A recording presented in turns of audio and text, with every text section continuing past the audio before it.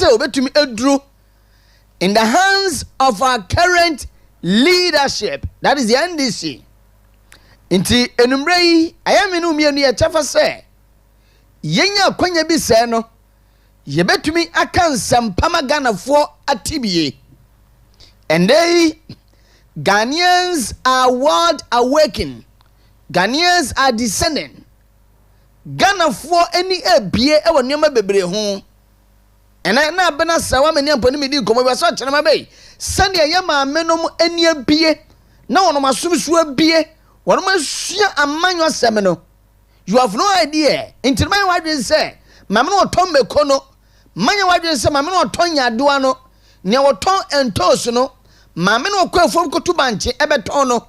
Ne okotwa bode ebeton no. Ne obu ni sebe. Why illiterate no ene ensempa ya kanu Western Diamond TV so any wood to me radio so efano amembo tantan amembo fun amembo kankan ekoso wo mayimo no wo so wo hye bi di free mu na sa wo ye analysis a wo ye ema hotepa ejanumrei ye ba be kan sempa ne bi enso e de akyeraw ewo efidie so da hwe no emienu 2 solid eyes and yesin konya for God and country yababedi enkomo. To God be the glory. This is the beginning of our story, the 6th of May 2025 in the year of our Lord. Medidio Okyeremaba AS Enchill, the radio PRO matinemu ade ama osikani frempon manso Oman Mpuntuo dwumadie na brawie du enumrei woba betie ensempei. Now, and I mean come on don so anuti the first 30 minutes a day animo no time no kra kodada some 9 minutes past the hour 4 into no e black kakra dey animu ya kwapem se no 9 pa mu ebebo no journalistically and some track kwan so sane yen yehunu nsam no ene ebeka dey akere wo. It is a MCR on your mask, get set, ready, let's go. Now Enra, save the judiciary demonstration. Save the judiciary demonstration. And I'm on Kobo Bebrenua Edi. And they say, Kasana Sebrana Bamafa, me poso na afei, yada dia cannot to aso dia mamo. Esan said the frivolous and the flimsy petitions are ebino the ghost petitioners. Edu komo man penny su sabe as Ghana na ye man penny. One said answer the mudro. One said the value of the petition. Nemom out of persecutions inti. What the petitions no? Ekoma Council of State. I'm almost share yes yes and baby yedro no yes ye be set committee. Na committee no so edo ma drink diaba and by so doing Article 146 clause 10A. Emma who can say at the moment tebe for me committee no Oman Penny who can say would be suspended the CJ. NPP amanyo kono and some political parties on my Ghana doma kuma swono a demonstration and ra. Na during the demonstration no mentimi wasi bi kosua na esafata se betumi ama Ghanafo atie. People are pointing fingers at the minority leader Osahene Alexander Kwame Afanyumaken say wabo post ni bi asum. Sabi in any case what chama metie sabi me metie sabi o me mo ndam o ana me nyade sabi metie ya o no bia ba na mabɔ nasum adwe no eye adwuma enti any rational human being enya saade no enya wo ba ye dia che nimpa no eno ho retaliations eno revenge eno de be ma wo na yesi Ghana Post Service for wamu I invite General Alexander Kwame Afanyumaken. So one brama den and the screen is when I say Yaro. Police invite Honorable Alexander Afanyumaken to assist investigation into viral demonstration video.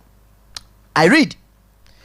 The Ghana Police Service has reviewed several video footages on alleged assault on a police officer by Honorable Alexander Kwame Afanyumaken during the just ended demonstration.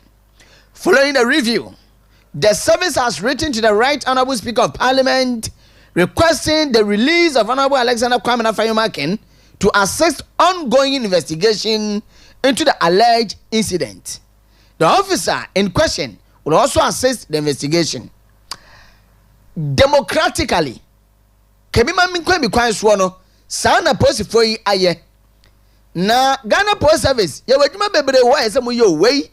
I know here be biasa. Yawajuma Bebre be, wa Ghana Police Service. Awo samu ye galam se kwa. Ya se bema mako. Eno no da ho twemu. We nye de hia, mu ye de hia na munya nia sabe na mu ye. Democratically, one man invite here Alexander Kwame Afenyomakin through the Speaker of Parliament, and that is what the Constitution states. Now, here Alexander Kwame Afenyomakin so sabe. When you ni petenten bia wo manyim. When you nipa wodimu. Na when you nipa so sabe wodi dom enim. Eno nti the actions and the inactions of General Alexander Kwame Afenyomakin, it was triggered by something. It was triggered by something. Mitia medi kaka say me modam 101. Na me fitia ma mama nsa so ahwe bia sum. General Alexander Kwame Afenyomakin so atwa krata e de aba explaining what transpired, what happened, the incident at the Parliament House during the Save the Judiciary demonstration. International that was screen this one. Ebranu nti me to make kinkani na but the tough woman say a branch no ye police officer no a or ye constable forcing no constable forcing from other reporter Yansa Eka plus Yera Alexander Kwame Afenyomakin dia what check rata the office of the minority one of check rata dia bano and then say constable forcing Edinsa Ed Premier Alexander Kwame Afenyomakin Neboso and Nebuno Pimiano at the left chest of the left chest, you know. Nebo Benkumino and Opimoswo. And we all know so Obadi Yakupom Abodi Muno. What the Akuma Edisha and Sebenkum Yabu Benkum, the Honor Badi Yakupodi Akuma Edisha ye. And we take post in the cocotin to say, Tintin Gram Udo said the Pim Sabi. Sabi Sabon Pehunu Biasuka Cassani Bimu Pehunu. I would say any more Ghana and when Pehunu Biasa. Where your nippo dimu or manyim, I nipa be dimu. Now so yenimbi esimbi. Na as a constable, sabe, want to be graduate here, emedu lance corporal, ampon we do corporal, and as we do sergeant, and I do inspector, and as a chief inspector, and as a ASP, assistant superintendent of police, and as a deputy superintendent of police, as what tiaba, now we better or consupa. Now the first any dia may come at now. Wo beche wo kwan so papa constable forcing science hunu se ya ana branch be fe no obed wono so da STM sub metro Takoradi community police na tadu fi no kankan na motom kankan sabe ana so din sem hunu anya bia wo so e post ni community police wono kra sabe onko training bia ana wo da kroma no din sem hunu abranch ni titi se rock bands no owo STM Sub metro no and some hunu say ya say show mo uniform nasa omo say omo ese security uniform wa na mo pa bia no onom aye nanka constable sabe on be ye lance corporal po no be corporal otumi show pani bia sabe wa bobra say ye member of parliament was aso ye dom kuma no banu dani a odimu e wo man mu e don sa ponte ne boso na sabe kwapia na abuo kwapia na abua kwapia na abua na ni dwanira na akɔhwɛ no kwapia na abua enti wo so well like you odo sa bo pani bibu sese ya enti wo hwehwɛ wo no amose ya na wo hyɛ uniform ntima yɛn kasa no me kra de bia me ka me kosa hyɛ mitrim me kosa hyɛ mitrim na da ko bi fa sansem hunu me family obi fa sansem hunu me family sɛ wo hyɛ uniform wo yɛ security personnel we jimi wo hyɛ uniform wo nim so hyɛ uniform isunti no wo di Ghana mbra be yɛ adwuma ɛna mo di uniform ne bɔ mo asafo ne na mo di nsɛm hunu mo asɛm okrom a So we post ni, we soldier ni, we immigration ni, we fire service ni, and we need to trust them is a munu, our menu, all because of the uniform that show Muntino, or Mufi say, or say uniform no, or Bowa would be money binti, no moody some munus our menu. It's a because of such a meeting. That could be for uniform, member from an enemies a mono, or but to what's up. Enchill Alexander come now find my canaba church remu, as I check out tidy a ma, you're IGP, Christian to your Hunu say. Once you share some pa na dia brante ne ye no entwa no kwamu ense me dem ase mo fa video no fanto so na ya analyze nyoma ketua bi e video nim if it's a video ne ready a na mo dia to so na ya analyze nyoma ketua bi okay entam se san start biem na Ghana ni sabe wo twen se ne mu bi ye twen wo twen se wo ye Ghana ni ba hwade o enti wo dia Sanko wechi sa na Ghana ni bia wo hwe Western Diamond TV. Mpacho wo hwe video ni ye. Jewra Alexander Enya wo sori ye no a na sabe wo to nsa. Bibi na si ye na wo yes ha. Na obi beka say as a member of parliament dia na kebeka say Sanko bia bo kran ka to nsa. Wo enimpa moja dia frisa no wonimu na menim omani ya tete no se uko opposition a na waba ye the ruling government no waba ne townful I don't know omai Ghana ne atimu no se we political party na uko opposition a na waba ye the ruling government ne townful mentiase se ekone sa NPP ya bi pen etimi tran ka se NPP anye sa eye denye NPP ba ba mu a NDC in a way won mo dan mo townful na dia na enya nura no enen so enya nia enura na enya ye kasa ti aye no ene ensan nye enya wrong is wrong even if everybody is doing it and right is right even if nobody is doing it yes say papa so obi ampo nya papa na ebone so a ebone sesebe obi ayakra ebone hwade hwe video no me pese Ghana ni ba bia wotwe sese na medwin Ghana ni baby ohunu ade se na mehunu yi wo hwe video no abrante no ogina kokko no a ya friend constable force ni wei ka meka asem bi wona na di ka to nsa wo to nsa all because no pese wo mo etra barricade no eno no di kan ade ne sa ball ye Alexander kwam na fine mark mboso per reporter yen saka any even a friend is but Chiano English yaman from chairman of the NPP. One also assume Wabeka after the same incident. I watch church remu. You are brought to Frampofo. Also assume Waka is super pepe. Pachakochi, where the Mihiano. Aha. It was sure a brand ni gaton and za. Na I am not your reporter. Your reporter, dear AC Yankasa. And as I got to say, a bit more contact. Biso omo se enano die na si ye enjina tokwa na wono konso efa njaje enano no die na si ye eno ne ya de onipa bi a wodwen eso obisa enano die na si ye na wa che na asem se abranche no to nsa na me hwase me member of parliament nti yase me honorable member nti no eno mebu yase me so mesu mabo ne bi sabe wajimi a yanso ye betia ho it has evensi na yakwa enim now yen read the next one nim na afei ebreka kraka no ene yen yere Emmanuel Koblato Konu the deputy secretary na ebedi ehia yamubo nsam so now MC amofa video no a on the 20 I think it's February 18th February 18th amampeni ebebeye ya na woka kire ne appointees say obi bia wa appoint wo no we din ka kire mo somewhere January 23rd say mo declare mo assets 18th February or somebody remind them ana montie no ana afen so obaye video 14th of March ka kire mo say by the end of March obi declare the asset eno ye trade this ankomo no so mampani assign sa asem we ho akọ unveil code of conduct ama a year government appointees say abenjumefo but me ko tie video we emu nsam mra office holders especially those that I have appointed, that I take the declaration of assets very seriously and expect full compliance from them. I've asked the Chief of Staff to send word to all appointees to ensure that they declare their assets by the end of the first quarter of this year, that is by 31st March 2020. I've also taken this step to send an unmistakable signal to all public office holders, especially those that I have appointed, that I take the declaration of assets very seriously and expect full compliance from them.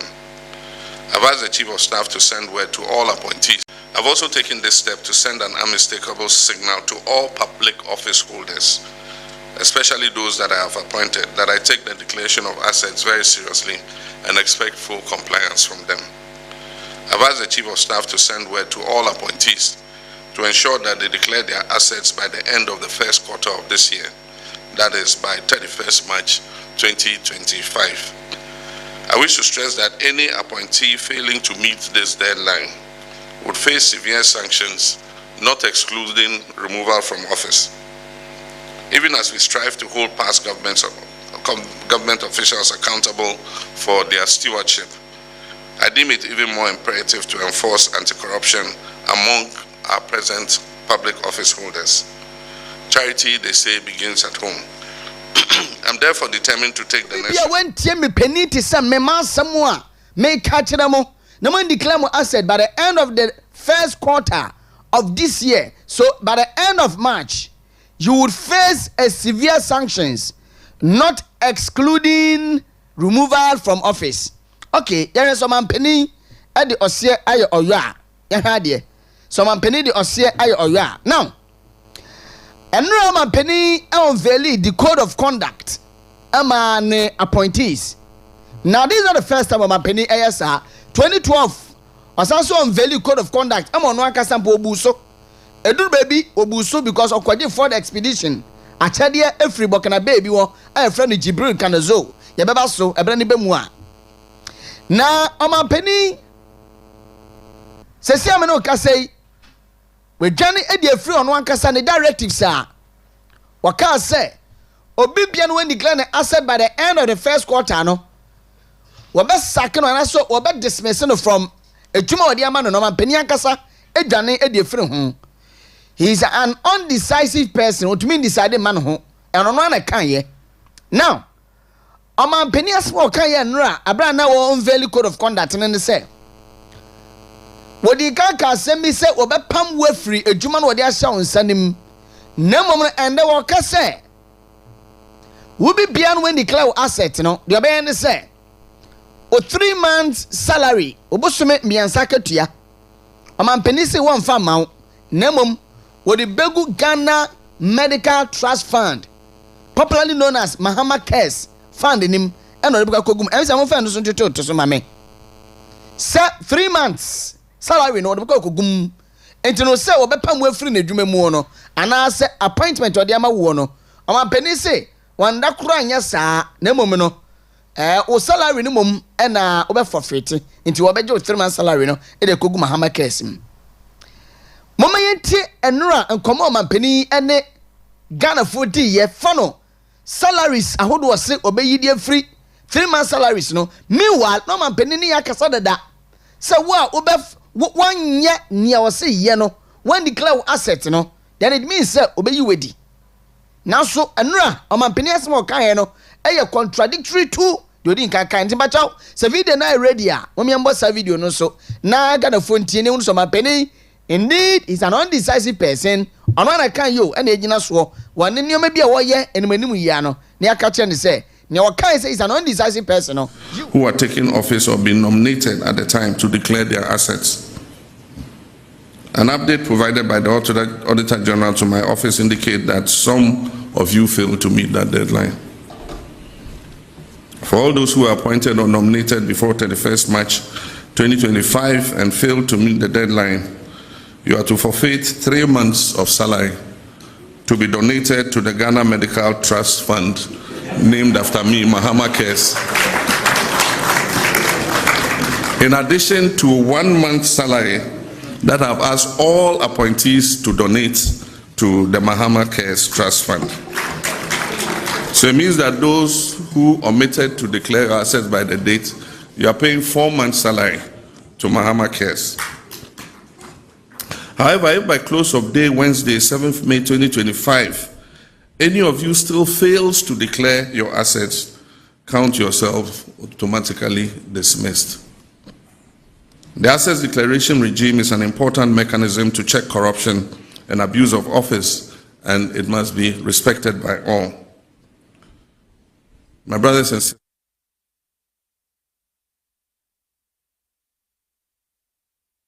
well, as if that weren't enough, government spokesperson Phyllis. In addition to 1 month's salary that I've asked all appointees to donate to the Mahama Cares Trust Fund.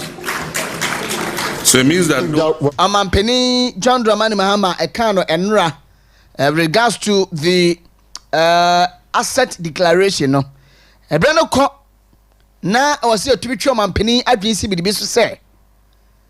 This is not the first time Oman Penny code of conduct to wasem.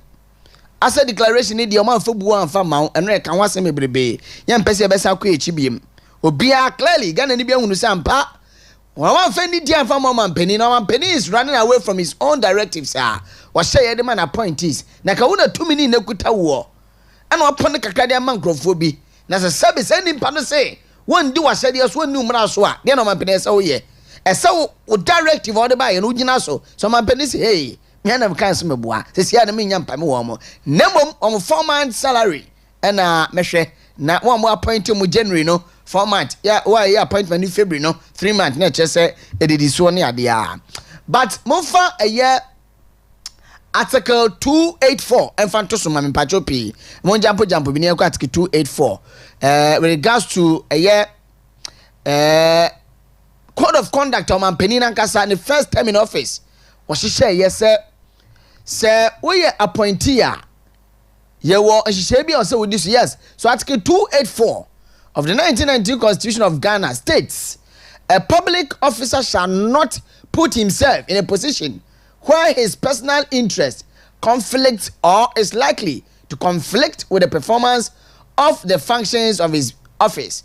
The Commission on Human Rights and Administrative Justice Charge guidelines on conflict of interest also states, a conflict of interest occurs when the promotion of a private interest of the public officials results or is intended to result or appears to be or has the potential to result in the following: A, an interference with the objective exercise of the person's duties, and B, an improper benefit or an advantage by virtue of his or her position.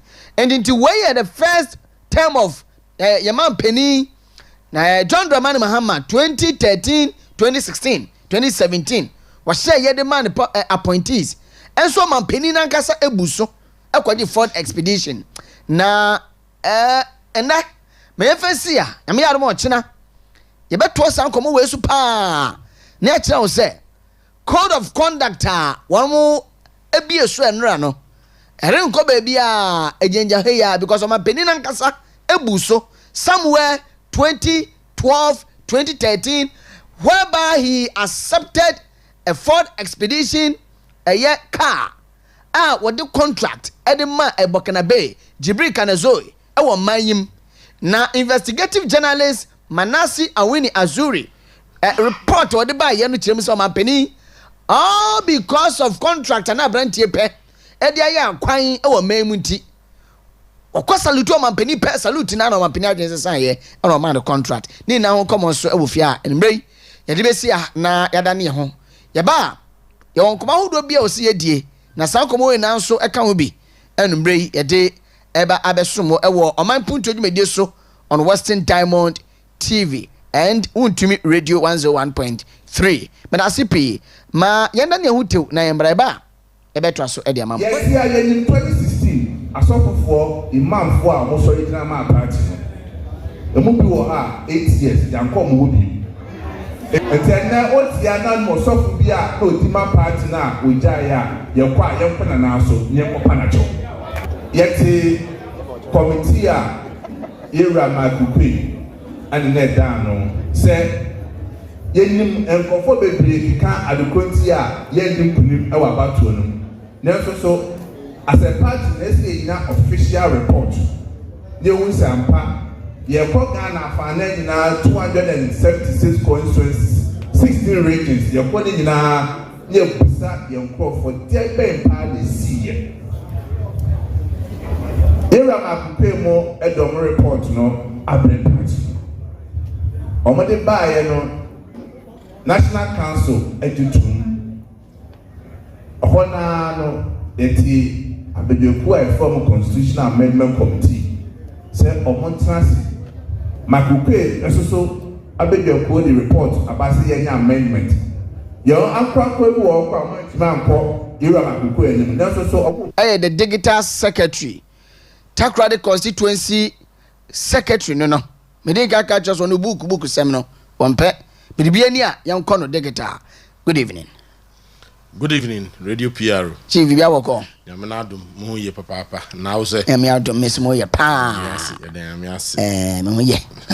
Say constituency mu de woko. Mo ye nioma. Yamanadum. Takoradi constituency de mutuma catcher de. Yankopo na hira na nyame hira da ma numu adwebra o bibia ye din. The national executives and a former flag bearer of the New Patriotic Party. His Excellency, the former Vice President, Alhaji Dr. Mahmoud Bawumia. One thank you to our Waroko, Sisi Amioka, so one Northeast region.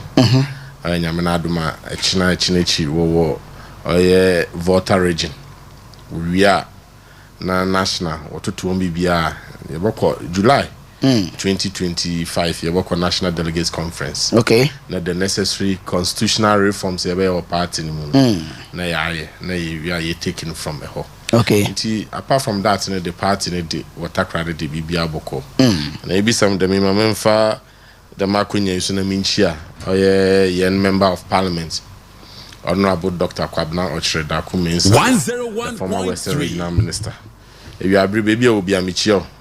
Major there, BBR Kodo, in the Parliament or recess na Oguduswa or rounds. Consider Besini, Yako or your new Takoradi Roman. Okay. Okoda Asoranasi, the Senate 2024 elections in the Yabakoni Yakoho, got to toss round. There one channel one to Abaman, non to management there already or Takoradi constituency. Namanadum, with tea. Ne eyin mo to aba no man nti kwesidi obesini na yakwa da wonase so pin na o nyamishro pious na no dom oye coordinator na no dom ni nyina ya de wonyina ase de wo be obo support the member of parliament na minchi fa kwanya zu minchi a oye the MP a wode ne ka honorable kobi ho oye honorable lawyer Isaac Boama of Efia constituency michi ono so na minchi a regional executives and then I met the regional chairman, honorable in the this year, and then no any birthday. Chairman, more happy belated birthday. I feel say na Yamanadum, and one the strong address or your Western region do. Maybe we also work with you. I mean, constituency, Takoradi constituency, executives in a party, rank and file, you know. Thank you so much. You're a man of Kabla Tokono now. Young Bon Seminim. Enora, save the judiciary demo. I think say issues be anno idi hu komo kakra ofia with oni oba ye na yedi komo kakra no a hwe no other the fallout of the demonstration no na yekwa akire no na akwa say yetete tinsem we che say police ni bi akoto no nsa ama Yero Alexander Kwamna Fayumaken nso say be oni mpa say ya tono so revenge ye now a police factor nsa frɛ no through the Speaker of Parliament.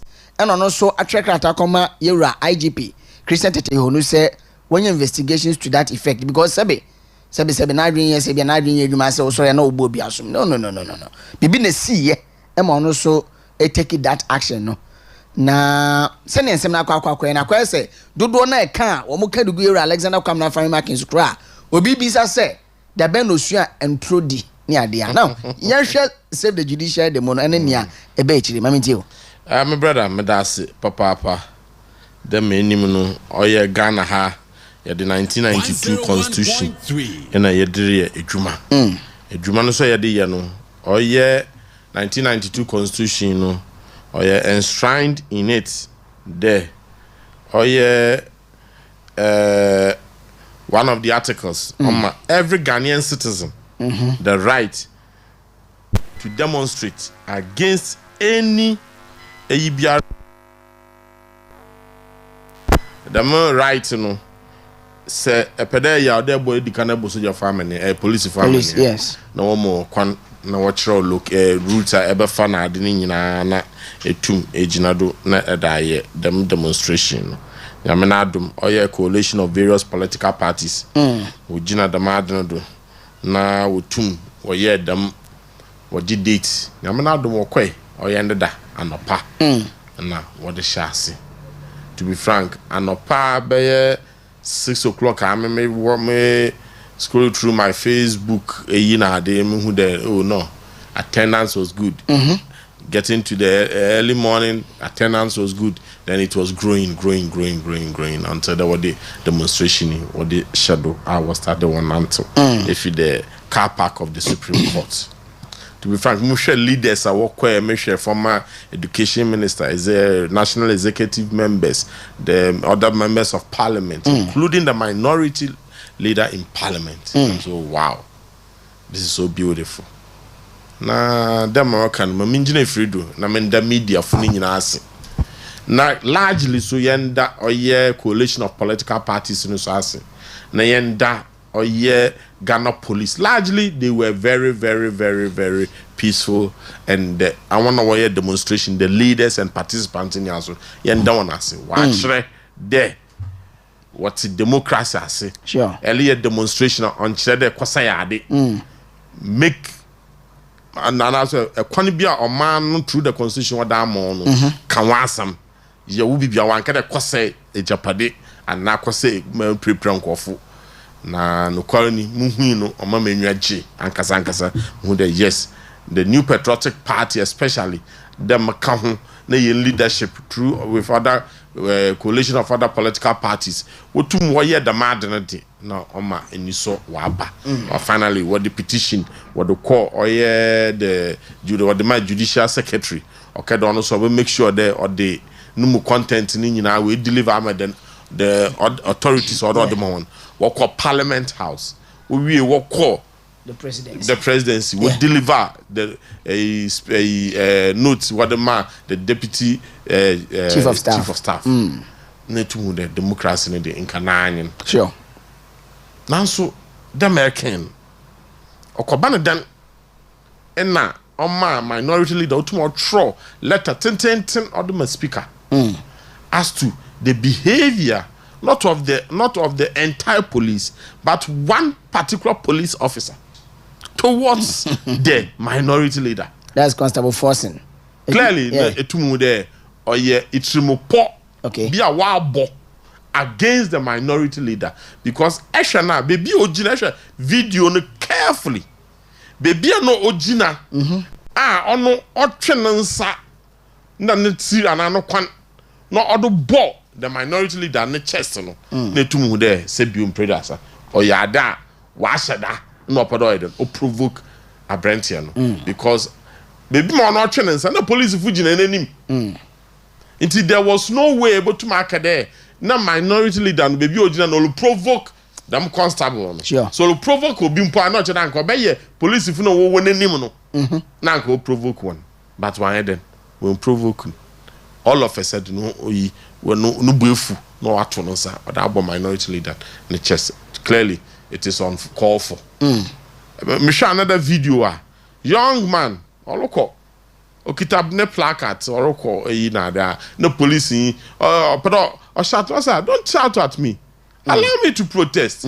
Why hey nine police in buefu o should obobo nine na no colleague police for osonum nti ye wo 1 or 2 3 people be police officers odru dem demonstration ada even when there is no avenue to provoke protesters wapada wa yama protester no then oye mistake they will take advantage of the police ataloche not that they brutalizing but in all there it was largely peaceful. On Fabasa as to the IGP what to inside after the minority leader you feel the content of minority leader then some of Kenya no on na other gune letterhead that Odama or the IGP. Okay. I believe the IGP so to Safran fine. He has to obey the laws of this country. No money in Wakaka, so that the police officer no so involved. With two ones waiting in So for me, but the crux of it is the content of one letter would deliver to the various three arms of government: the judiciary, the legislature, and the executive. For me, that is the most important thing. As to the reasons our petitions the president and the Council of State to arrive at a prima facie case against this Chief Justice. No, and I mean, more kakra because Namanadum said you mean a lawyer. Okay. Now, so Markin can petition our pardon. And Justice Takoradi so ne response or the man. Clearly, no. To be frank, many lawyer ni, many judge, but say the more allegations are what I'm a and all yet the reasons into the Council of State. In collaboration with the president, what to arrive at a prima facie case against the Chief Justice there, no, in Ghana. In democracy, because Saddam not there, no media very sure the justices are all Supreme Court Sisiano. It is an affront to them because all of them will one way or the other would have committed the massacre already. Chief Justice along the line of their judge a professional or practicing. How can anybody in his right frame of mind Obakede Obia ordinance mark court or start to second police ni penin or your lawyer ni no be nyamo or that the bench the bench and now the judges of 5 over Supreme Court no be nyamo who that them paying for to them not them paying for no no the suspended Chief Justice ka Justice Kolendi ka Justice Puaman ka na wobo true them police ni in a lawyer ni nim to the extent that contempt of court import not to cells 2 hours no about throw the man didn't about throw no I single out the Chief Justice there wait to bono for me it's something that mentasi but politics na I'm the minimum there the man do what Chief Justice na brabo nyina or something that was well planned when President Mahama was in opposition. No, what she said, the Mitripoi in our way, then we implement into it doesn't matter the content of the petition, whether a frivolous and so a frivolous impa, they will try to put meaning on it. No way, Jinado, no that suspended, and then ultimately sack the Chief Justice. But the American, still, our suspension. Painful, we do wire demonstration while Kasa, a lawyer from painful. No, I am a there. The Kubatan today, Trade Union Congress, TUC, what to worship President Mahama Nenim, a brand new the May Day. What to motion in him, no catch President Mahama, Mr. President. The them and Namona etu what Supreme Chief Justice no dono. I want the one the madnelly no, oh you. Na hono so oyetro sure na sado ye huna so oyetro na patre na kotoma obaye dende ye be recover nti awande osusu de president twada mad no do sure Ghana Bar Association awon so wako one media conference what share the content of the petition and the responses from the Chief Justice suspended Chief Justice now there is no way there is not enough meat to bring them issue to them level of way dream to to answer president they on then revoke them or your suspension. Okay. Or there are other meaning Ghanaians are ones who are kasa the president obete so kote. I made the mark, Mr. President Mahama. he's only acting on the pressure from the party hawks no. No Gina do not read the madden. So do not yet the madden. So the try Obogu president Nando. It's true. Because at the end of the day, he is the only person what to about the man to lead this country as the president of the republic. Sure. He has the responsibility to make sure that the unity and the peace of this country is intact as the waterman. See, I mean, you can say, about 120 days. Yeah. For me, the problem in this country now is the security of the state. Okay. Security of the state. And I don't look what do a Chief Justice. It's also part of the security. It's true. Because, say, ye security, on your strong.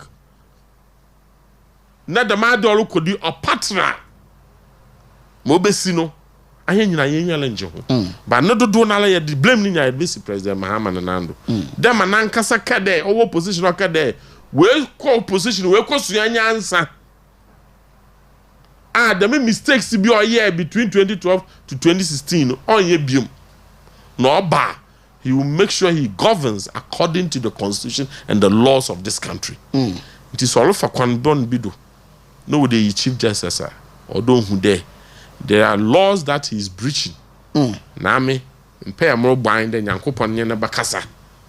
Not Uncle Banade Obete, the hawks in the NDC, because NDC, 1 4 fathers, no, I want who could chief justices of the Superior Court. Yeah. 3 of them, including a Nelson mother. Yeah. Why you be that? Yeah. Anytime you are they have problems with the judiciary.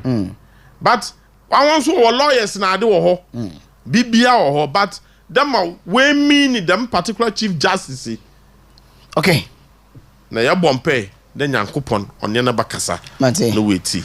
But I say yes say phobia so yanda. Nti no suni ben bia wo mumu ene nkomo bi omudi ebre bia besen kro no. Ano mu so se Ghana Franso ene omo ebetintam but hey yen sa na tie. Minim de ntia ase makwa akoye atamfo bi e de ama the NDC mo ba opposition minim ana wo bo so se mampenisi we kwakosua biribi ebra ko opposition no. But to you, do you see him say kwakosua biribi because me there me so far the first echina 120 days obedi president no currently I'm a President Mahama Onyobia based on campaign or year in 2008 as running mate for Professor Moss. No ba benim. Na sebio after 3.5 years president Atamos obeye nyamedia. No obeye president. President Mahama making the first we see Professor Moss we no. I think he was buried in 3rd week of August. Okay. 3rd week of August. 1st week of September. The President Mahama here the first public speech. Ordinary vision to Ghana for him. Shusha them speech no. Okay. Shusha. Mepe pa. No promise Ghana for. At the end of the day, Ghana for 2 about man in 2012. President Mahama is on record to have told the Ghanaian people there. Since you are with the way bunny promises no do bebre nti ono onjina Ghana for him no promise won biom. Ntame from that time between 2012 2016 after when in the 2012 election President Mahama is said you be a minjinindi. Okay. Minjinindi. Ade. Into all kan sama me training e bie na ebien. Na makona because nankasa wa ama ya ata ase there. Wonu buka nankasa trowe my first coup d'etat. Also no you be a decision making ya ne den. Or you indecisive. So or the osipo bi do one sipo no one gina do no one fan yade no. Or you obi or ya ne den. Until President Mahama nyo obi ame o kan sama me fa ni serious. Okay. Because obasana dan no wa baka there the madi na me ya da me ni dey bazia ma asesa ma adwen because na nkasa wa aka there or you obi a or you indecisive. Okay.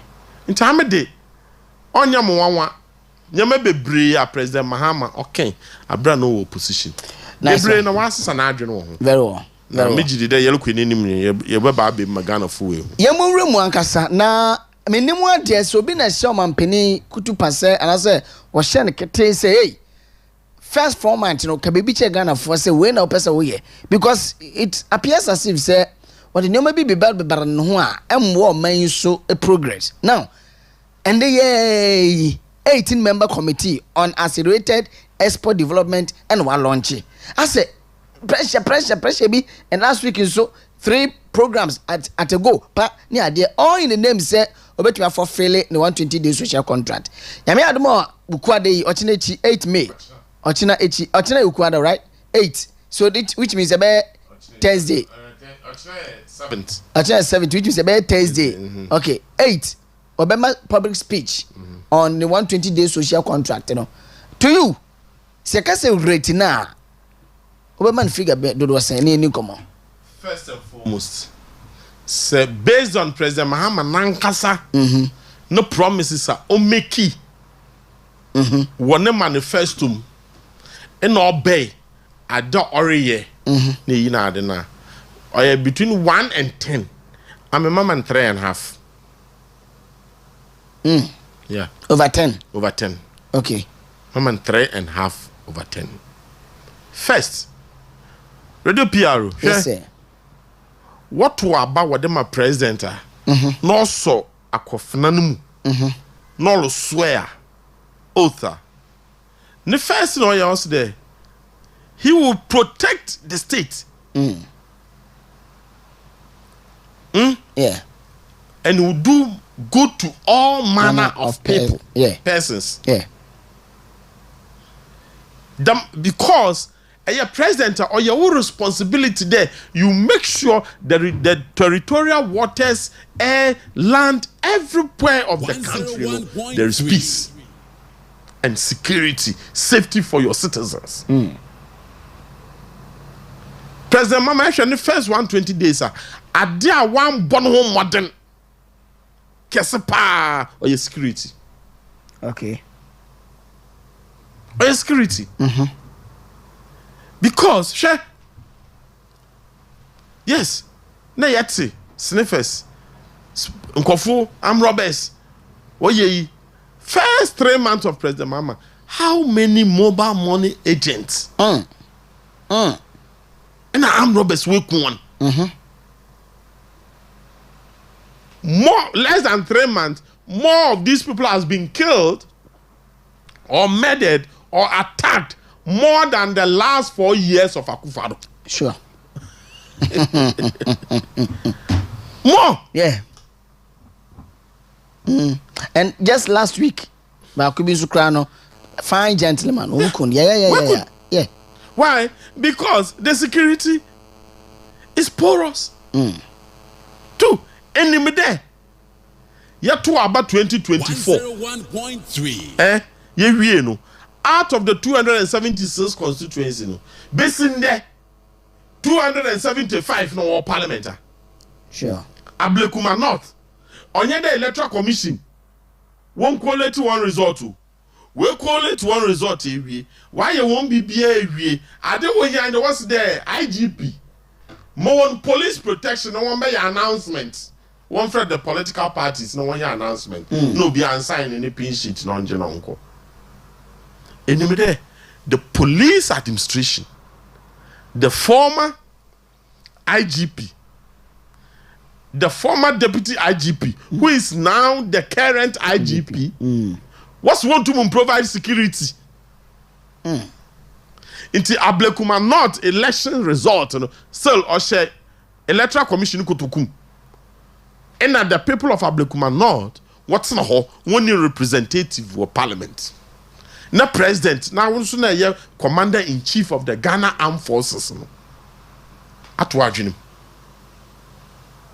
onfon how President Mahama Leba ose NDC so wo power in a boku crisis no awon oy den ono odwekra for problem mba into one to abaman no what to abaman aboku basa ye bialinsi wo ende the last 3 months of President Mahama's reign as president, you know, I wonder where displace one. I wonder when your man say, when a Japade was say, a cow man or bono, or doors in the entire 4 years, Kufado. From 2020, the second term. Abe. In the I watch about Wama or the President Mahama Nankasa or to inside the fre or yeah the Otunfo or say to yeah.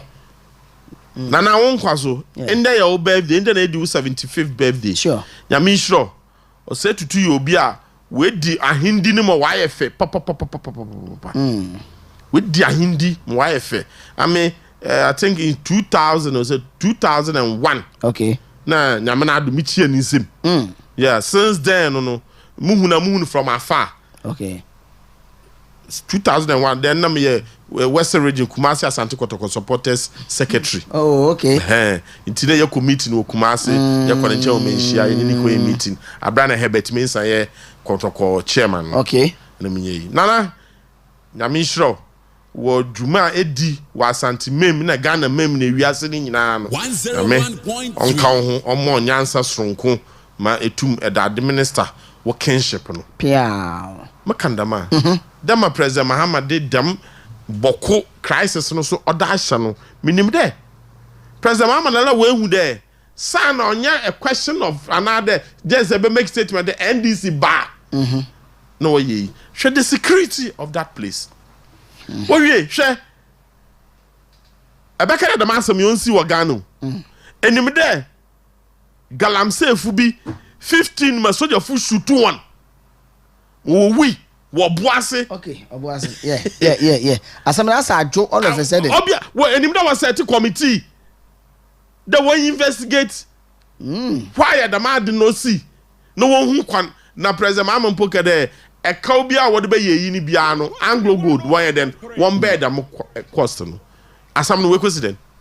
Me say o can say boss crisis here. Ayira. Why you? It's like homophobia. Biom. Major security problem. What obiala tuna dwinim. Enim there. Ya wo mani mu. Ena the Minister for Energy. Minister for Energy. Oba reported to Ghana fu nyina through a sister radio station there. Electricity Company of Ghana. What nyama equipment what be electricity improvement in the country. Ma over 3,000 containers no on support. Now over 3,000 containers no on port no more than 1,400 or 1,300. Why you? Besin ne. Hey. Besin no. To be frank, okay there. Containers no wa port no nyama no wo mu no container 40 feet bia no 40 feet bia nyama no wo mu no of cost between $350,000 to $500,000. Wow. It's a fine average no chere 1,300 containers no nyama wo mu no the value is more than $750 million. Yente no ho asem biom yente no ho asem biom your country mu past 3 months national security no what catch hende we ko over 12 containers 20 feet containers are gold in a foreign currency dollars in the cities gold bars ogum and national security for what one camera will try no what the Ghana for sure yente no ho asem biom what's oya alaji bidia yente no ho asem biom ya wo mani mu 3 months Oman through the national security what's it wa bust gold cocaine yeah on the Takoradi Cape Coast Highway a cocaine all worth about $350 million. Yeah. You need what yente will prosecute obi. Me watch you call him. Watch the driver no wo bo din bi mempada ba ye obelu political mempada mo bodem din no what's watch one besin there yente there will prosecute obi you want many him ha what's watch cocaine biom or worth 150 million into cocaine and watch one money between 3 months is over 500 million dollars just last week what's what biom okotoka it's true narcotic control commission support I want to know what back intercept yeah one of them dia them 120 days, you know, these are the hardcore issues because security is everything. Because President Mahama, the past 3 months, he couldn't have implemented any economic policy. Up to today, President Mahama not implementing any major economic policy. Not implementing Bibiala. I don't economic policy President Mahama was implementing. Not implementing Bibiala. To be frank, our position only a campaign. Ado Gina do. Ose oba edwuma ni wonti wol ba be 24-hour economy. In the Ghana through taxpayers wotua obi a oye 24-hour economic director or presidency. Yeah. Now so on for economic policy no one from Bapad. You're trying to come? Yeah. Now so for the economic policy no and then one from Bapad. Meanwhile we were position no what's why you one policy no BBR or you ready? Yeah. What about your 24-hour economy? To be frank, 24-hour economic policy no on your ready in simple. It didn't find its expression in the 2025 budget. Yeah, it's true. It was this year the policy no want to mean the one thing ye juma. Now so what for be the presidency what to the cow. To do that, to be frank, why set a committee? The 1 year. I will tell one cow. Into the whole year, them 24-hour economy on starting po. Now so one committee in a leader would turn a call the 100 no. That is the 120 days. Hey. President Mahama. Ojina campaign platform do. He virtually insulted the then sitting president Nana Dankwa Akufo-Addo Nanaban. Ose China mpa COVID and coronavirus ofi ho ben no. COVID the quite almost 3 years, 4 years in Impuno. One jet tax wa COVID ho. Na Ghana han yetua COVID tax. Into onoba within the first 120 days no obey COVID tax na fi ho because the tax ni say bi onyansa nim. Yeah, he said it. Oh yeah. You know in other words, he's insulting the then president Nanaban. They said you will name answer. And what did them tax no what they pay into no aba immediately no obey then oba abolish the tax no. And a friend draconian tax. Yes, also a draconian tax. It's now the draconian government. Okay, yate. Obey. Yes, more. Obey. I witness there. Obi a ode da tax na aba no sebio no onni minyansa no na awu na ani minyansa no ebe no about the mad na odanka eden etwom immediately when twom still allege da tax no nti awu na ndam nipa oye da mad no sebio hwan na nitrim yeden asempa no bi say you awu na dam nipa ko na ode da tax na be no hwan in a little eden because I will say China for no what the coronavirus burn mpuno one je dem tax no na Akufo-Addo na Naban sebio we yitrim motenfo no what je dem tax na I want to abamo no what to abamo wa pe eba ebe yi dem adin I want to dem tax no port and other supplies na other way you to dem tax no awo eba ebe yi fuel immediately ebe amodo wa.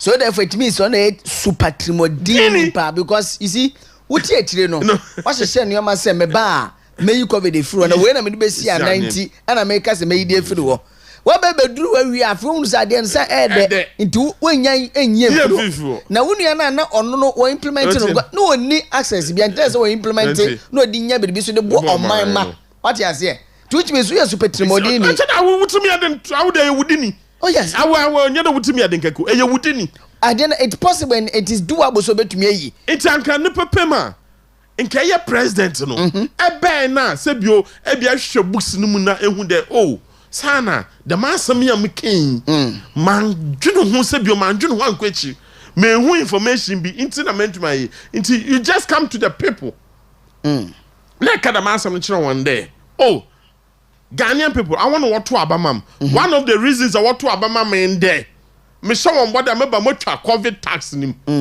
na maaba mehu most manyamaro kɔ no motwa musisi ala onye den onye ye nti mesra won won fa ma asam na meken no won fa nto nkyɛn na mesra won the masam no ma atwa asan sure that will be an effective leader sure that will be a trustworthy leader na wo eyi wenua o kyerɛ dɛ ɛde ɛyɛ ndadaafo enye obi a ɛyɛ no kwafo ɛyɛ obi a etwa nkontompo na ɛde gitum the minipa no want to abaman the minipa no odi nipa anim a onye yei very well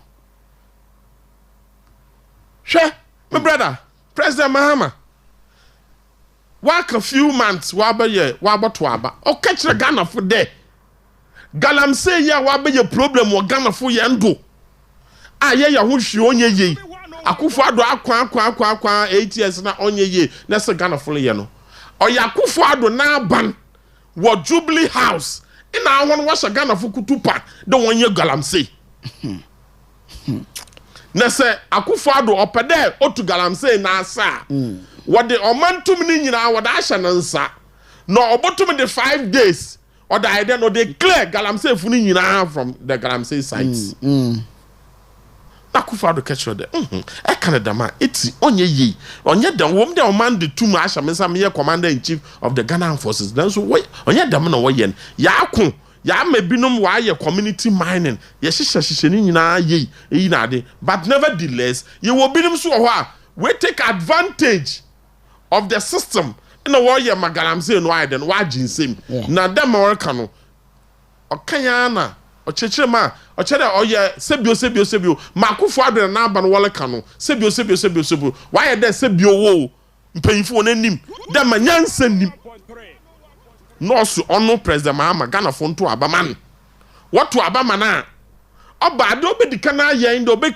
declare state of emergency because ono no ye president or you're the commander in chief of the Ghana Armed Forces or declare state of emergency no bialen figure I'm say side and fi wa obama soldier for will be clear nti no chere there wa hye border dem 5 days na odan kan Akufo Addo odo tum ode ye dem ade no wa hye border oba ode be ye to the stand there trade union congress coalition of labor forces including Guta Guta na ifo UTAG led by Ransford Jampo and one num nyina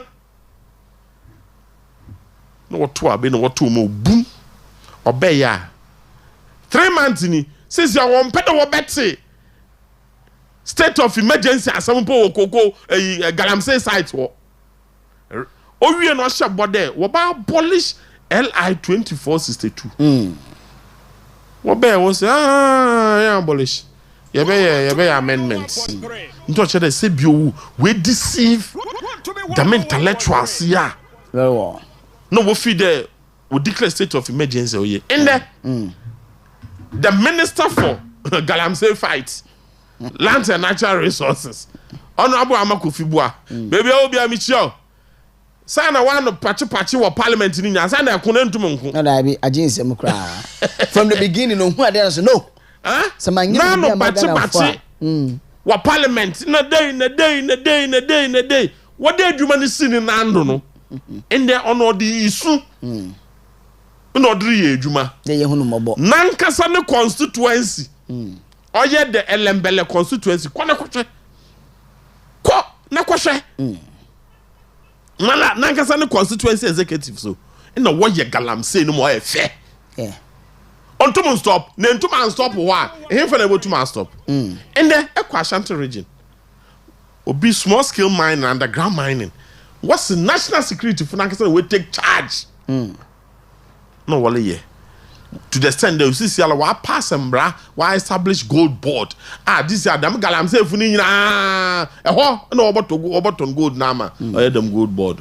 In church the president is now interested in the final product of Galamsey, but he's not prepared to fight the menace on my yen forest reserve, yen water bodies, na yen land degradation all kodono. On fan even our health on fan sisi on final product no gold no yen no. In the menu can say one all the large scale mining companies in Yina Casa there 20% of their gold Yina Wunyano or the what on my gold board. Galamsey for the down you know what on one. And him for all gold or so once in Yinano and could declare all rights no baby Jeff with him. Brother, President Mama, the first 120 days, 1 million who there. 1 million who there. One better will be developed Gano. One better will be developed Gano. What bad there?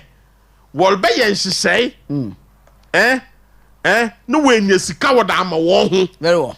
No way take advantage of the judiciary. Okay. By sacking the Chief Justice and pack the courts so that what the judiciary will they protect one. Trend on the buy, no. I don't buy. Okay.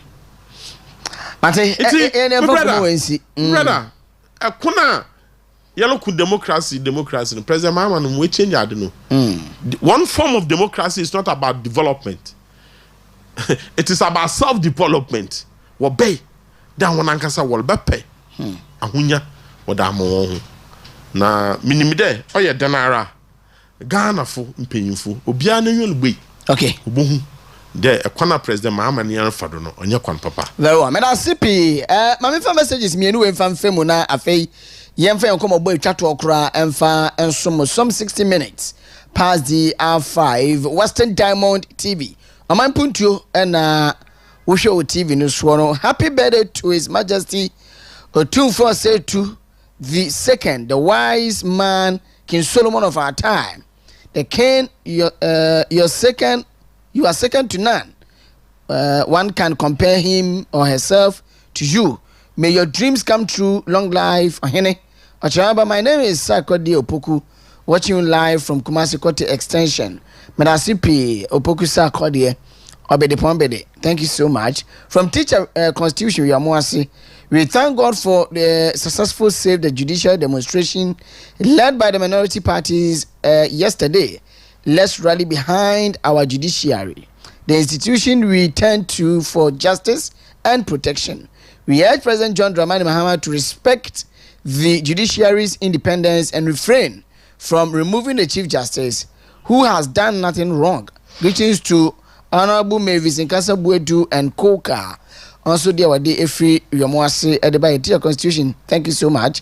Good evening, Mr. Host. What is going on in this country called Ghana? Today means all Mahama appointees are scarecrows to his administration from Paul Manson, Efri Achem Esuobua. Also, dear Wadi Abani. O text message, you know, Manefa 0248 071174 0248 071174 0248 071174. Ebe ni musu de mo de afa ma maintain tuna afei yambon komonoma nyete ende enumbre. Hi Radio PRO, do not talk IGP and that Dodo constable forcing they should go to Boku. We need men like them. My name is John from Laura. Intino Laura sema mkasebe na IGP nisa constable no mu hia wo mo Boku mumra. My name is Clement in Tama. Don't you know your president is the only person who has done double tongue? Okay. So I say who ni mo man penina no no kwa na double tongue. The jam twitwi break no say sebe. Ebi no mu tia. O ma ma say sebe. Mpese me isu word no. Mahama is not Dodo in life. He cannot provide security in everything from Jimmy Tadi. Once we there abene now.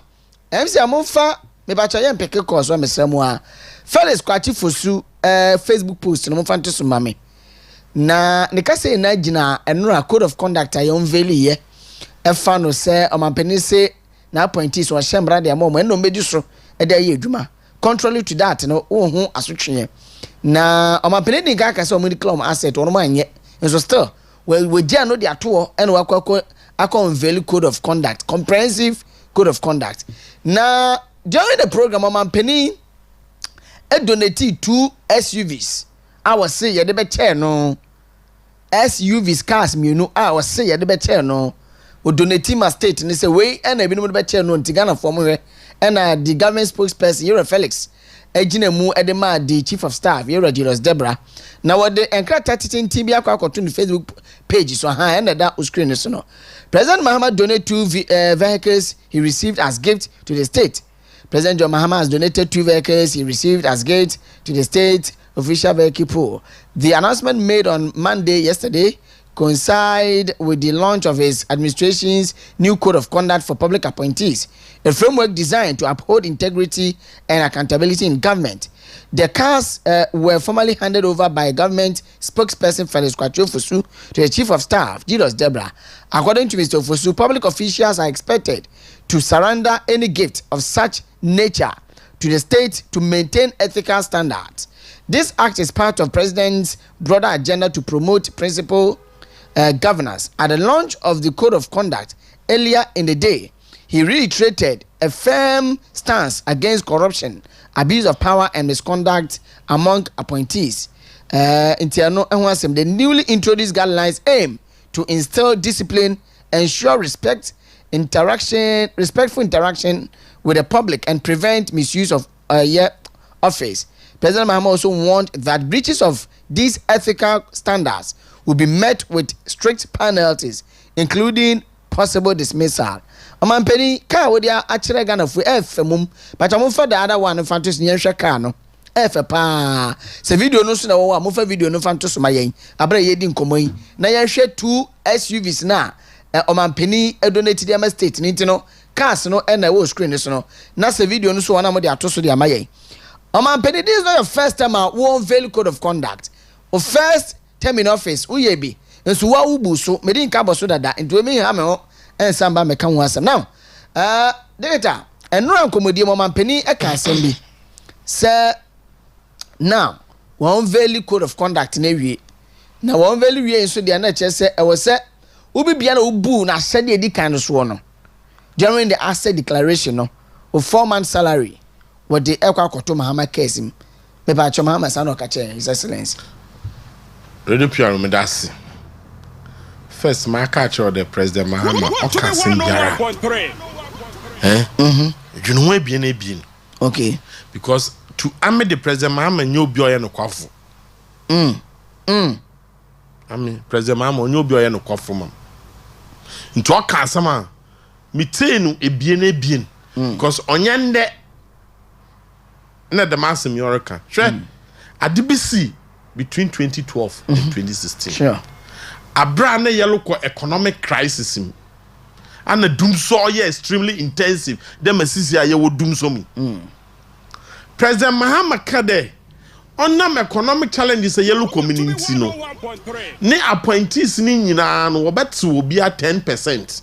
No, what the book one escrow accounting. No, what that support, especially the construction of cheap compounds across the country. As some President Mama, also now appointees in now President to be about Ghana, about appointing nipa between 7,000 to 8,000. The President Mama can Obama will be at the 10%, especially officers at the executive arm of government. Brother Radio PR in Madosia. After 4 years, no, you know what besides said tepe what parliament there. The 10% is canon. We could dry here. Now here no what they see cheap compound. Radio PR. No accountability. No I watch it be needing. Need mother president mama yeah. The 10% no. Oh we 4 years now what to aba. Over 1 million people to abeti and now look of you know. No increase the executive arm of the government, no. One salary by 10%. And now backdating 4 years. Oh, okay. It's in other words 10% not to way no odo bia na da come and back secretly. Yeah. Asa me kana ta. Masiase pa. O say economic crisis aba.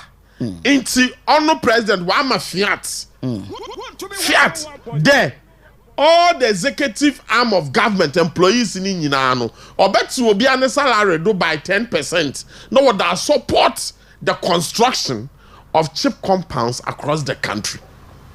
Along the line, I believe somewhere in 2016, Setekpe went to parliament under MPB no yeah or obisa them question no obisa Setekpe there. The 10% is kano. We could dry he na no man he no what is cheap compound.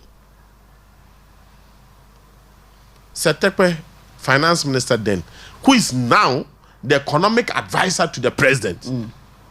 Now on the economy. On the economy. No, someone kasa.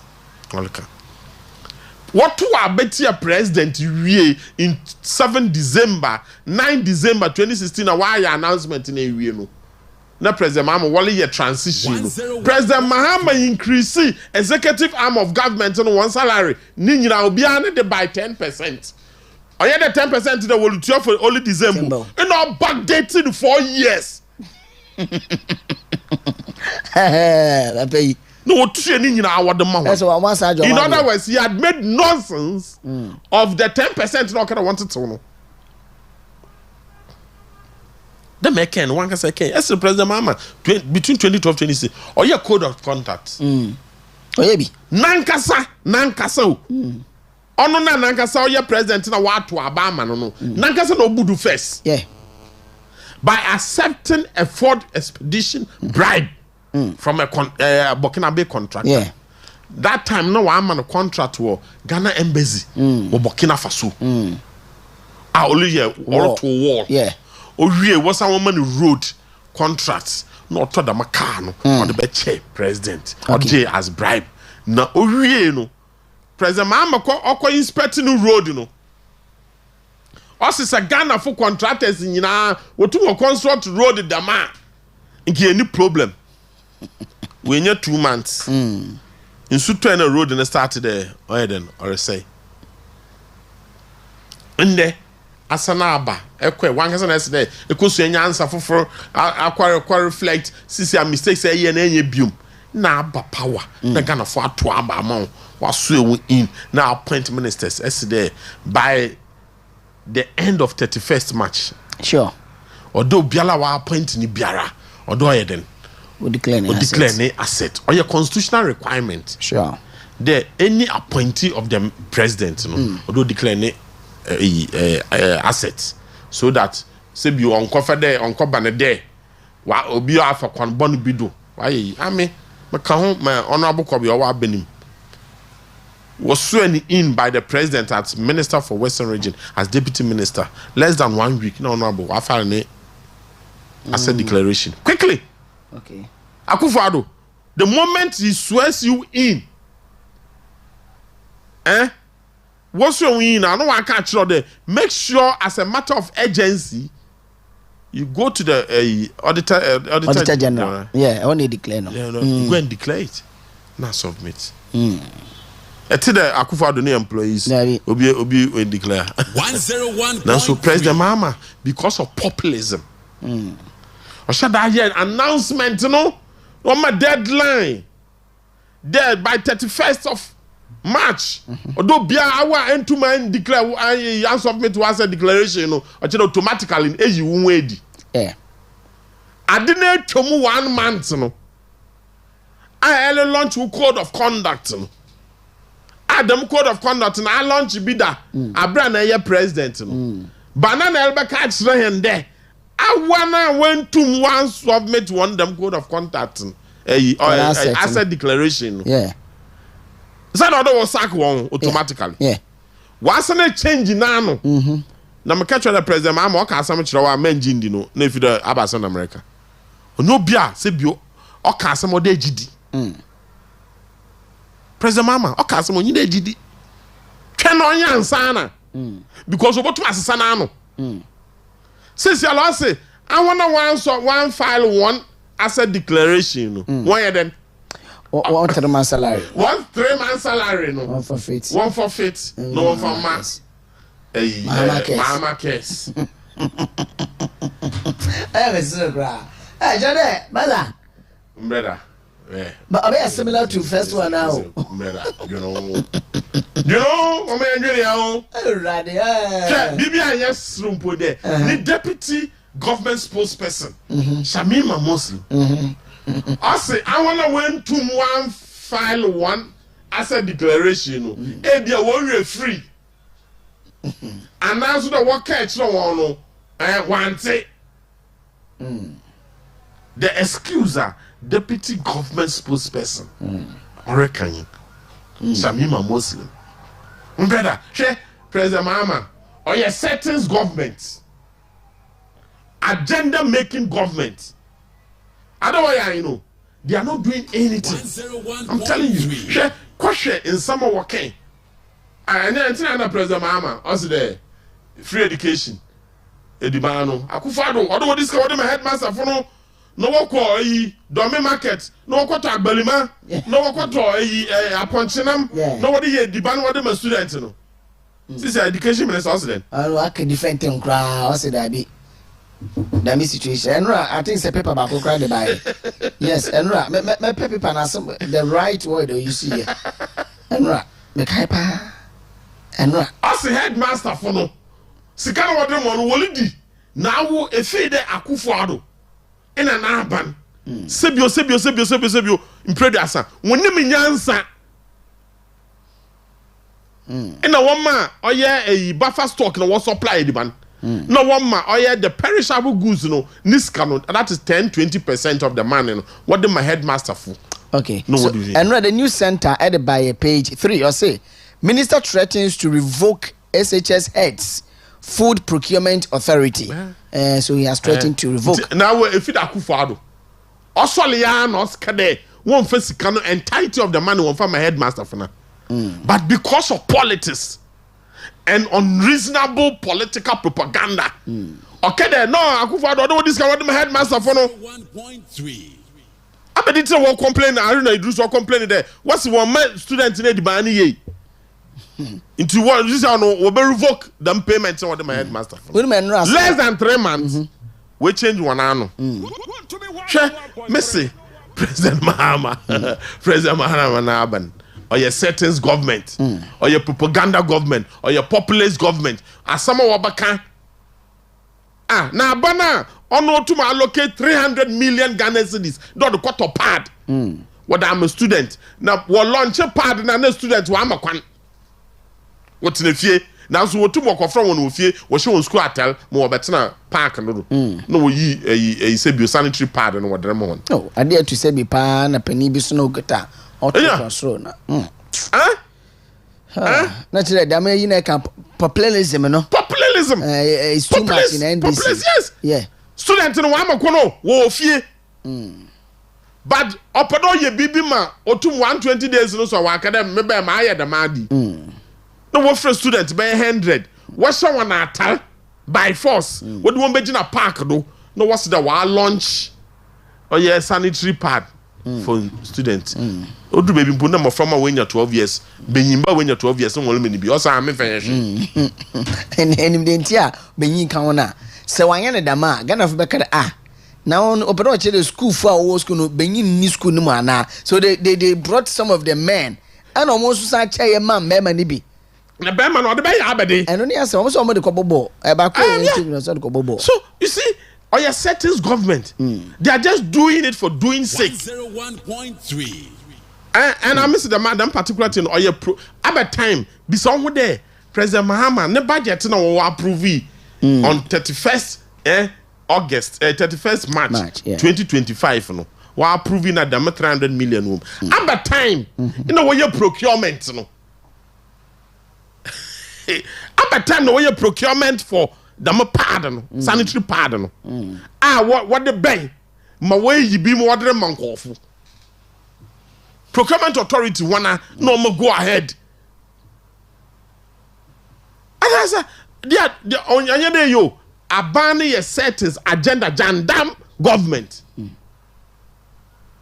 ade a wɔbɛyɛ a wɔyɛ ade no wie ansana wakɔhwehwɛ no ho asam wɔ expose one apɛ hey wɔ expose one apɛ and we see all of a sudden President Mahama me sure that by the next weekend the next popularity of the president will come out so a research will be boom okay almost every month president the popularity no okufum 10%. Okay. Every month by October this president will be finished. This year October. This year October. Okay. Because want to me yashi bibiale no obo to moye. Na bana anankasa ose Akufo-Addo na ban no economy na wo ye no oye crime scene. Dem crime scene no Akufo-Addo ne gross domestic product GDP most economy no oboyi in 2024 is 5.7%. My IMF akade Ghanaian economy is very resilient. Yeah. To the extent that NDC ba benimuno wako IMF wapona way a review of the IMF program no. Na IMF focus on the no. All the indications, all the micro indices no is good. Okay. The economy is resilient. So continue. Continue.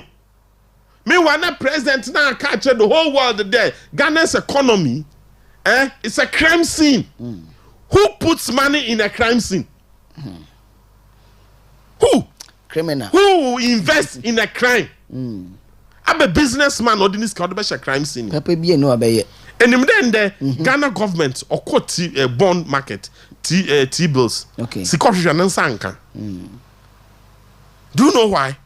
Because America, why catch the one citizens there? There through the State Department, because one intelligence through their embassy, why report what I'm a State Department that I'm a president I approve what I'm a State Department. Why announcement today? Americans should be careful in traveling to Ghana. Oh, like seriously? That report today here. Americans should be careful in traveling to Ghana. Why? Because of security. Oh yeah, if you don't handle it well, Meanwhile, tourists are what Ghana. Do you know where port expansion? Takoradi port expansion. No, where Elmina fishing harbor. Where we in? Do you know the number of cruise ships from America up by Takoradi and Elmina? Nice one. And so where the mad now? Those people they will not come. Again. And the man, I wonder when your employment through tourism, what the areas in England, 1 year Juma. Sure. And the common economy number down. As a result of the mad a present budget. Your budget, budget, a big economic growth of 4.4%. Meanwhile, your predecessor, or your 5.7. In Tanka Weba, or the 6.3. 7. I was at Chanabechi. Now, I don't know economy no way, never than a phone call. Meanwhile, I also catch the youth to the phone with him. The economy no way, I better than a phone with him. Okay, we know I am a full steady Ghana budget. No, Nina, you and I am a fussy. Because what's your investment in a power sector? No, when you're young, into you been your doom so, near doom so. About affect economy into you should be expecting 3.9%, not 4.4%. All right. President Mahama, nice one. He cannot perform. Until they have to run a propaganda government. Nice. Take it from me. Wednesday, Thursday, only in a year. I've done this, I've done that, I have done this. Meanwhile, I did a company all year. I know the boss okay, and they say 18-member committee on accelerated export development. Now, I put them for export. Only electricity on the or better than export. And the Facebook will be say job for the boys. I think is it Sunday or Sunday? Yeah, Sunday Allah. The gold. And the gold. Pop will be one idea. Yeah. Because of lightouts. Nanam. Oh. Fresh face. Center abim. Oko tuning in a week. Wabaka. Cold store. Takoradi. Yeah. Cold store. And nam the center abim. Oh my God. Woko to the nyina gu, wa bakaw. Degeta ye kra ti ha ye safe. Ye ti ye wuntumi do ye because ye oba ye ikane an edu ma 30. Won say o ma na makoto no ma mia bebi so. All across the country. Engina so papa. Me better na me catch you there. Na osika so tena freedom me catch you on there. The energy minister is talking too much. Ejuma no onya kasa. Energy sector no onya kasa. 101.3. Ekawa independent power producers no. You need a serious mind to sit down with experts, go and negotiate with them. Serious negotiation. Onya kasa already do. Nice one. You know what to deal with power sector. Mate, me da say. My brother. Yes, say Ghana for we should brace ourselves for economic difficulties going forward. Me da say digital secretary Emmanuel Koblato Konu and what in and was say under Kufuor government there was no light out. Into uni ameda say send one so aka no kre. Light out the obeka sa ban bi enye bidia na obo light out the beba. Na so ko befa so be so ade na no. Eno na man na dan Kufuor Dr. Alhaji Mahmoud ba miano mo de no eye unique no. What you say? Omo me free electricity e wo manyim. Nso sebe eka bi ama me de akire. Aba we say Ghana Water Company for the omoka 1 billion. Into omo metua de aka na ndunduma na bedum. Water Company keke 1 billion ti Ghana yinya kanea. Omo na sie. Woman as ye yame, woman as ye. Now, mammy for message and come one from Yabotre. Man, as a phone license, see, na more to me, a remu. Where's to say, please let this man speak there. No cranon or catch a 1 person betty no crano. Because what kind of crano, what can say, in contumpo, because when your wife say, Ubeti no cray, what a seminum and as some common, I say, Mr. Sabakubi Wahana, a fay, Minya Brasuma may call us nepa now. We say, really enjoying the conversation, and people will come back strongly. 2028 Galaxy watching you from UK. Thank you so much, Galaxy. UK no say Ghana UK catch say abroche you can kasanswa. Catch 0248 071174 0248 071174. Ye be full lines in the atum oba mesraw u TV volume no mute no. Net here on phone so. Hello, good evening. Oh. Okay. 0248 071174. Yendi enkomo enumbre. Minim I'm some frana kate. 0248 071174. Hey, what is happening? If I wow friend bano. And the favorite 0243. Okay, Abba, the man. Hello, good evening. Hello. Good evening. Bodini baby, okay, sir. The phone call from some Kasa Sweet Aquadumpen. I mean you.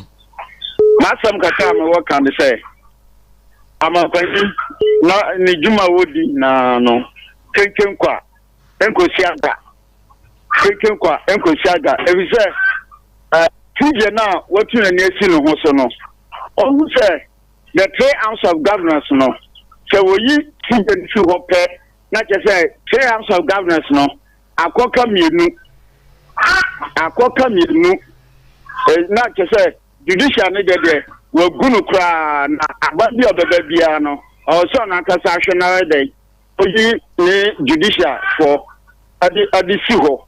Na me sanso akache obi say kache I mama ye na ye make sure say that time bia me baba ko school bia oyo oba no card no mama ni gb onanka sam tobi man ba no man famko onko yisu ho okay obi a obaji bia na che say hompe oba ni yeye asam no me da sipi wow minimum ade asa line no engina so papa 0248 071174 0248 071174 obetumi agbo ewura mu na me no edi enkomo enumre. Hello, good evening. Good evening. Good evening, baby, okasa free. Ose what company no wudi kasai Isi the first time we 1 billion. Last year this year no. This year no. I me bacho eye ka o mo say da ho from the Ministry of Energy, yeah. Car down, but would you mean a scalp? She's something being a 12 week. Would you mean Okay, maintain your can ask him dear, but all the same. Well noted. Good evening. Hello, good evening. Yeah, good evening. I'm today. I'm here to within baby Casa free. Within the issue, I do not know. I'm Enchill. Memo, I am kind of crazy. Yeah, I'm one. That's here. That's it. No crana no person obey me. That's it. Hello, good evening. Good evening. Within baby Casa free. What's your meeting to China? Because it's Takoradi upon one. China, I meet you. You, what's on the Ghana from the Yapple, papa, yapple. Ah! Yes, you're putting on the about me from a hammer. I can't know that way for what on Common Blay. Ah, if I don't go to Wuno.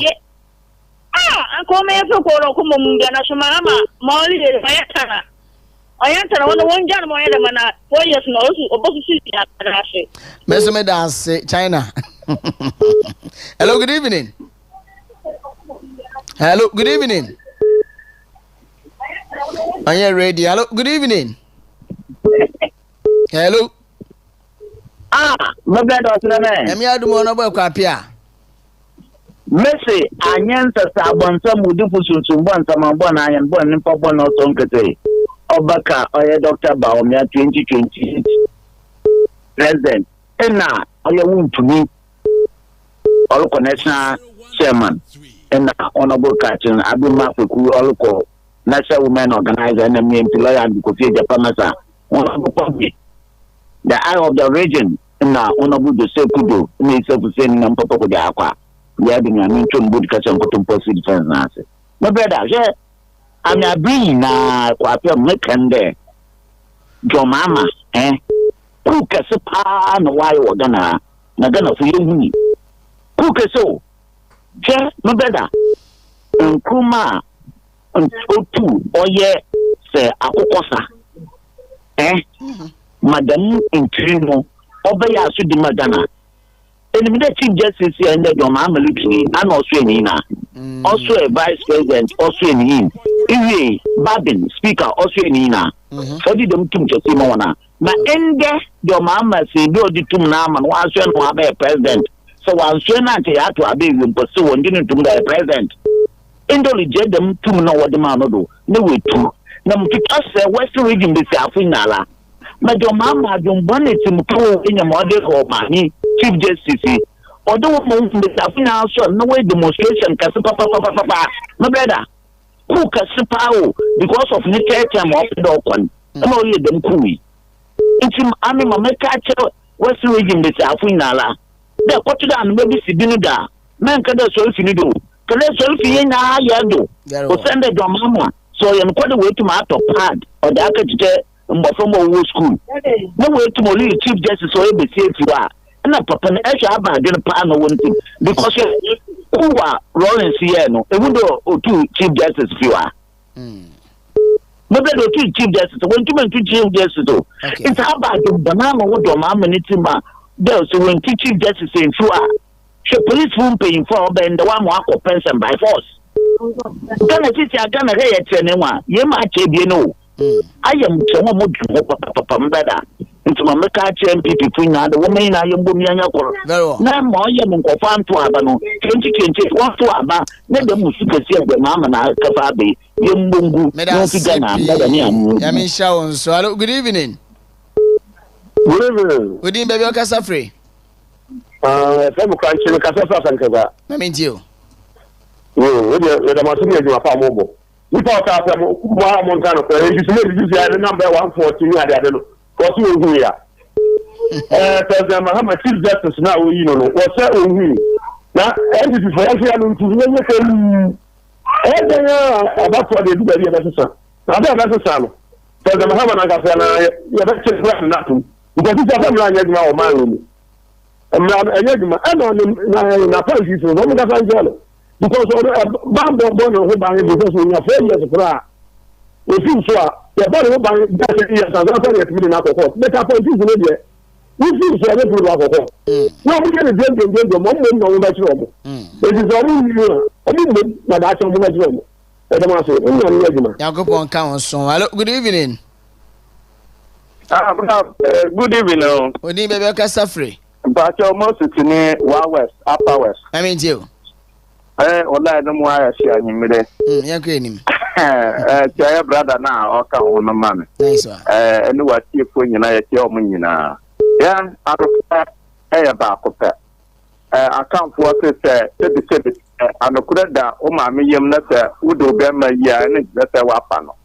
I knew. Yeah, current president, yeah, papa, mama. To bring up a permanent appointee to Mr. Tomo Passomo. And now, your brother, Kubekano, Omabogano cool, Omaboku, papa. This is a memory one, the 1992, it's me to be. It will be pa. Yeah, 1 year, a quarter of my woman, the thing that. Never pay. To banya muda Ghana adi lekete papa akufado enya samo here papa akufado appoint here and the mucha free education mo na yade mucha come papa no here at the papa dia na dia we here wa Ghana enya the papa na appoint to be our appoint and inform na kwa mo and the mucha free education mo na yade mbamba okuroma mucha yenhunu ndiye beti Papa, I'm make my. I mean, come on, so Kafra. Hello, good evening. PRO. Saint Okushamo. The radio PRO. It didn't want to know what the sumu, and so they wouldn't assume what it. Send no moody. So Mahama, Obetse no why we yet to do so many can you problem? Yeah, came. Here I am, Papa. No financial crime. Yambo Abado, Enchill. Na Yankade, Monkodo, where you are more, no. Ghana and the Prince in the Count Colina, Yake. Now, Quakes in Frenchia, Honorable Catherine, Aseku Abrema, a NPP National Women Organizer. Yes, Amo. As the Papa will feel ye. Western North, Central Region. Then from the Yambo, or your Kukubu to my Yajumano. Mr. Chairman of the Scotland, a Scotland next consultant chairman, in some better quality, a Scotland next consultancy secretary. Now, Michelle Papa say, Share Matter Cindy, on my paying John Dominic, Mamma, also you are question Ford a beard. Ma, Chede, Anna, parents here. SUV, so I don't tell my state, you know. No state, I mean, not for so many one in that. Dam ka no chubia I mean I was kojokonfu eskaketenfu dam ka yebo chubia na mo anya mi join de obi ade kan be chene no otu bo ni din utu che Ghana for there the most mosi the more bintin na de kan be chene na Ghana for asire bi pa get amono mo anya mvu kusun de ado wo position no dem ni pa no wa meta na karo Sister, when you are I have presence of Bessenka. Naturally, do what Mamma Ghana for you to form your share. And the per contract. How the per contract. Nana cano. The Ghana for your catch of a pension down the Mahama. Ba Wabano, and you mean now not junior home. 10 for West of me, 1 yen and there were in Ochina. Doom so, that I'm say, no could die. Homosexuality, all you would there. A soft you can move from painful. Yea, you couldn't let me answer him. This is Ghana for Mahama never Obano or Petete on the point Yajuma. Nice. I can't 2028. Yamiatum and Piva Saba, then review. He also Yajuma Papanda, a Kunafo, a Janka, Moboni, only be a beer young for some. The lab also 2028, Ishal Yame, okay, on Yajuma. Me I see me for last 2 course now, me for free for this. Hello, good evening. Hello, good evening. Okay, me for Remo. Hello, good evening. Good evening. Good evening, baby. Okasa free. Cho medin di Ala Hassan Tahir is we gonna pray rush. Ala Hassan jina ye na wala ni mu twitwe wai. Acho. Mu yes ya. In fact, standing with Asumu popping there, and you bring with Yana, master light na my.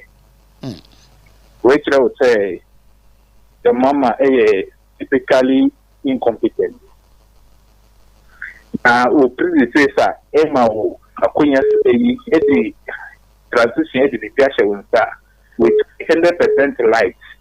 Not to see, I wouldn't mean even within 4-5 months. I will pass as a president. Wouldn't me and my life 24 hours. What is she? Fact. Now, Mr. MP people say, what me, what can ya, a war party across the country. Mama, yeah, then the hashes. Then judge the and all. Being Republic Party to the extent say 2028 Yamia Duma, you bet me a day. I see G President Justice. Now, parliamentary system, now, lost in Milano. Young working harder than me a day in the sitting floor. NPP, name say Ghana for a day up here. Yeah, what me were coming. And then I'm a party in the day.